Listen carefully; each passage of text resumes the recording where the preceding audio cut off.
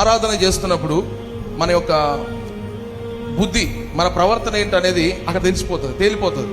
వాక్యానికి విలువనియకపోతే మన జీవితాలు ప్రియమైన దినబిడ్డలారా తృణీకరించబడతాయి.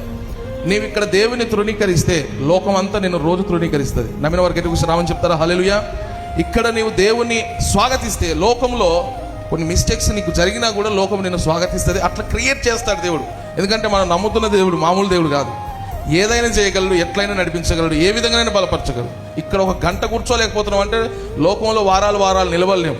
ఎందుకంటే ఏదైనా సమస్య వస్తే చచ్చిపోవాలని, లేకపోతే ఏదైనా ఇబ్బందులు వస్తే దూరం అయిపోవాలని ఎన్నో ప్రేరణలు నీకు కలుగుతాయి. ఎందుకు కలుగుతాయి అంటే దేవుని మందిరంలో మనం దేవునికి ఇచ్చే సమయాన్ని మనం ఇవ్వాలి. ఇస్తే కానీ నీవు మాత్రం ఏమి ఇవ్వాలి? దేవునికి గట్టిగా చెప్పి ఏమి ఇవ్వాలి? సమయాన్ని ఇవ్వాలి. గట్టిగా రామని చెప్తారా? హల్లెలూయా.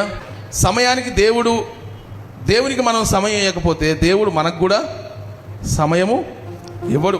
కష్టకాలాలు ఉన్నప్పుడు, బాధలు ఉన్నప్పుడు, శ్రమలు ఉన్నప్పుడు, వేదనలు ఉన్నప్పుడు దేవుడు మనకు సమయం ఇవ్వకపోతే ఎంత బాధ అనిపిస్తుంది చెప్పండి. బాధ అనిపించదా? అప్పుడు నీకు అనిపిస్తుంది, అప్పుడు నీకు గుర్తు వస్తుంటాయి. నీ కష్టాలు వస్తున్నప్పుడు నేను ఆ రోజు మందిరం నుంచి లేచిపోయా, ఆ రోజు నేను నిలబడ్డా, ఆ రోజు నేను వాక్యాన్ని వినకుండా నా మనసు ఎటో ఆలోచించింది. అప్పుడు నీకు దేవుడు గుర్తు చేస్తారు. కానీ చిచి అది కానే కాదు, దేవుడే తప్ప అని మళ్ళీ మనం అనుకుంటూ ఉంటాం. అట్లా అనిపించిన వాళ్ళు ఎవరైనా ఉన్నారా? ఉంటారు, అందరు ఉంటారు, 100% ఉంటారు. ఒకరుగా 100% ఉంటారు. సో కాబట్టి దేవుని వాక్యానికి మనం విలువనిద్దాం, ఆయనను మనం మహిమ